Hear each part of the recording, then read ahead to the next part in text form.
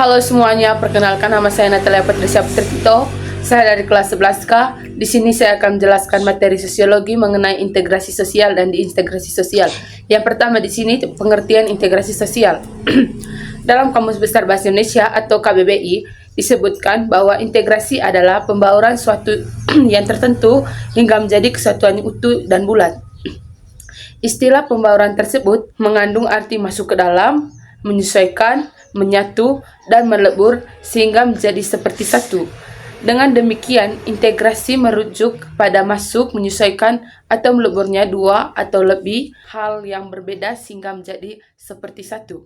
Integrasi sosial akan terbentuk apabila sebagian besar anggota masyarakat tersebut sepakat mengenai struktur kemasyarakatan yang dibangun termasuk nilai-nilai, norma-norma, dan pranata-pranata sosial. Menurut William F. Ochbroom dan Meyer Nemkov, syarat terwujudnya integrasi sosial adalah sebagai berikut. Yang pertama, anggota-anggota masyarakat merasa berhasil saling mengisi kebutuhan di antara mereka. Yang kedua, masyarakat berhasil menciptakan kesepakatan atau konsensus bersama mengenai norma dan nilai-nilai sosial yang dilestarikan dan dijadikan pedoman. Yang ketiga, norma-norma dan nilai sosial itu berlaku cukup lama, tidak mudah berubah, dan dijadikan secara konsisten oleh seluruh anggota masyarakat. Yang berikutnya, proses interaksi sosial. Proses interaksi sosial dapat dilihat melalui proses berikut. Yang pertama, akulturasi. Yang kedua, asimilasi. Yang ketiga, akomodasi. Berikut ada faktor-faktor pendorong integrasi sosial. Dalam proses asimilasi, integrasi sosial dapat dicapai karena adanya faktor-faktor. Yang pertama, toleransi terhadap perbedaan. Yang kedua, kesempatan yang seimbang dalam bidang ekonomi. Yang ketiga, sikap saling menghargai orang lain. Yang keempat, sikap terbuka dari golongan yang berkuasa dalam masyarakat. Yang kelima, persamaan dalam unsur-unsur kebudayaan. Yang keenam, perkawinan campuran. Yang ketujuh, adanya musuh bersama dari luar. Kedua, diintegrasi sosial. Menurut Sello Soet Marjan, perubahan sosial adalah perubahan pada lembaga-lembaga kemasyarakatan di dalam suatu masyarakat yang mempengaruhi sistem sosialnya, termasuk nilai-nilai, sikap, dan perilaku di antara kelompok-kelompok dalam masyarakat. Demikian perubahan yang terjadi pada lembaga-lembaga kemasyarakatan dapat membuat pudarnya norma-norma dan nilai-nilai dalam masyarakat. Kondisi ini oleh Soeharjono Sekonto disebut sebagai disorganisasi atau diintegrasi sosial.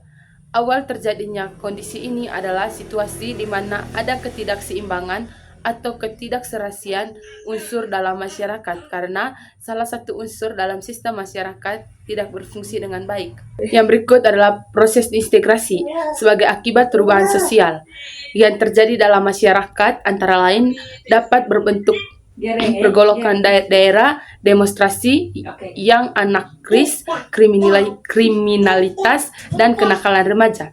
Situasi diintegrasi biasanya ditandai oleh hal-hal berikut. Yang pertama, sebagai besar anggota masyarakat tidak lagi mematuhi norma-norma yang berlaku dalam masyarakat.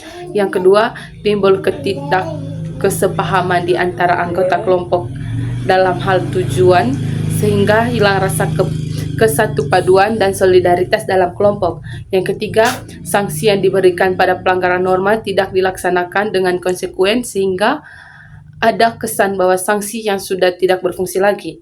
Yang keempat, menurunnya kewibawaan para tokoh masyarakat dan pimpinan masyarakat sehingga warga masyarakat bingung siapa yang bisa dijadikan panutan suatu teladan. B. Perdamaian dan integrasi atau kohensi sosial. Yang pertama itu perdamaian. Konflik dan perdamaian adalah dua hal yang saling berkaitan. Ketika terjadi suatu konflik, maka ada upaya untuk menciptakan perdamaian. Untuk meredamkan sebuah konflik, perdamaian menjadi mungkin untuk dilakukan. Hal ini dikarenakan dengan adanya perdamaian, maka akan timbul harmonisasi sosial dalam masyarakat.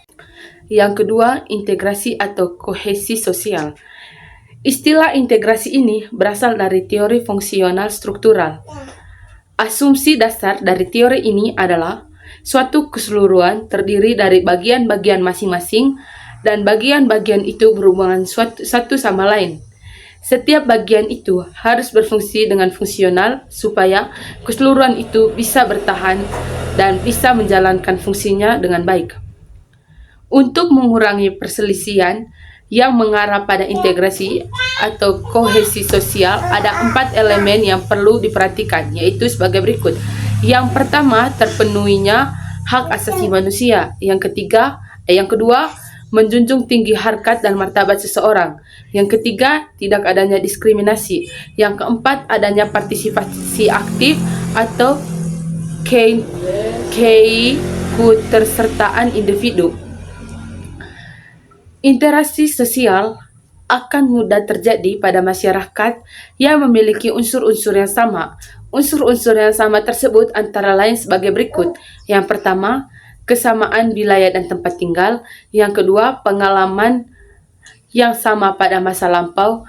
Yang ketiga, kemauan bersama untuk menjadi satu bangsa. Yang keempat, adanya ideologi dan norma-norma yuridis yang diterima bersama. Yang ke-C, pemulihan atau recovery, rehabilitas, reintegrasi, dan transformasi sosial. Yang pertama di sini ada pemulihan. Upaya menangani konflik ini merupakan tanggung jawab bersama baik oleh pemerintah maupun masyarakat. Pemerintah telah mengeluarkan peraturan pemerintah atau PP nomor 2 tahun 2015 tentang peraturan pelaksanaan UU nomor 7 tahun 2012 tentang penanganan konflik sosial. Yang kedua ada rekonsiliasi.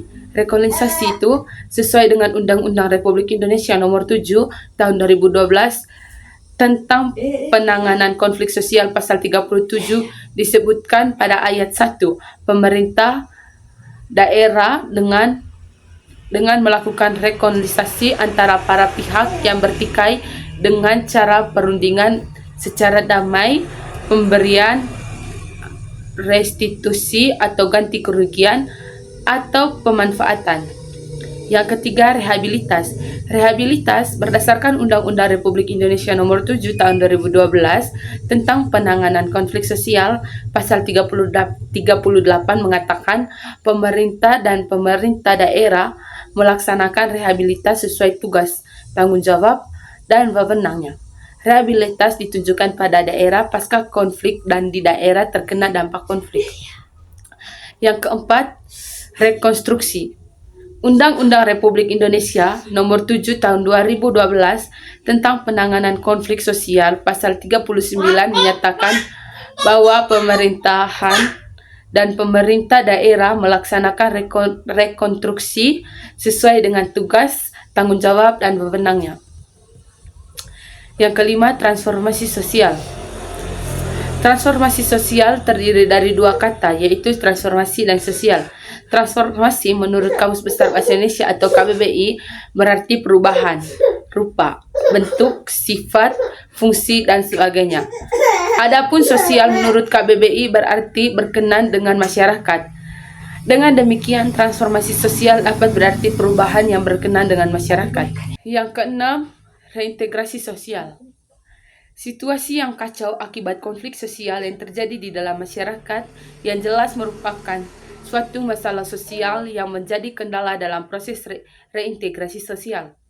Dalam menghadapi masalah tersebut, masyarakat berusaha untuk kembali pada tahap integrasi di mana lembaga politik, ekonomi, pemerintahan, agama, dan sosial berada di dalam keadaan yang selaras, serasi, dan seimbang.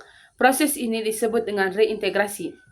Menurut Pius A. Pranton dan M. Dahlan Al-Bari, dalam Kamus Ilmiah Populer, reintegrasi sosial adalah kembali ke kondisi sebelum terjadi konflik atau perpecahan. Dengan demikian, reintegrasi merupakan suatu proses sosial dalam menyatukan kembali pihak-pihak yang berkonflik untuk berdamai atau bersatu kembali seperti kondisi sebelum terjadinya konflik. D. Reintegrasi dan konsistensi sosial dalam kehidupan damai di masyarakat.